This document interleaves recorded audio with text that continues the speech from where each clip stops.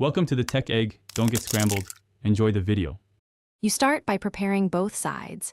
Enable HTTP service inside Roblox Studio so your game can accept external calls, and open Xcode to create a Swift app target.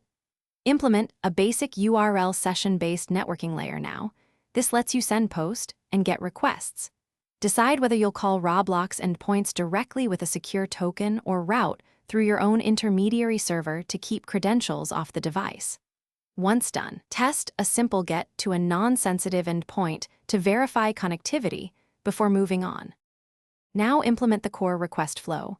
Model your payloads using Codable so Swift serializes to JSON cleanly, and craft headers like content type. Application/JSON. If you chose an intermediary server, implement authentication there, map incoming Swift requests to Roblox HTTP service calls, and enforce rate limits and logging for safety. From Swift, call the server or Roblox endpoint asynchronously, decode responses, and update the UI on the main thread. Make sure to retry transient failures and surface clear error messages to the user. Finish by testing the end-to-end integration under real conditions. Play your Roblox place with HTTP service enabled while your Swift app issues the same workflows. Validate status codes, payload shapes, and authentication tokens.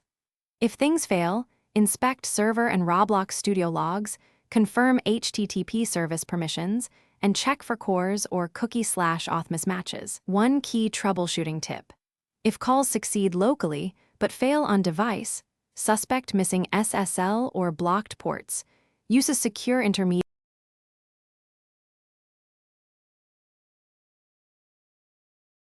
Thanks for watching. Consider subscribing if I helped unscramble your problems.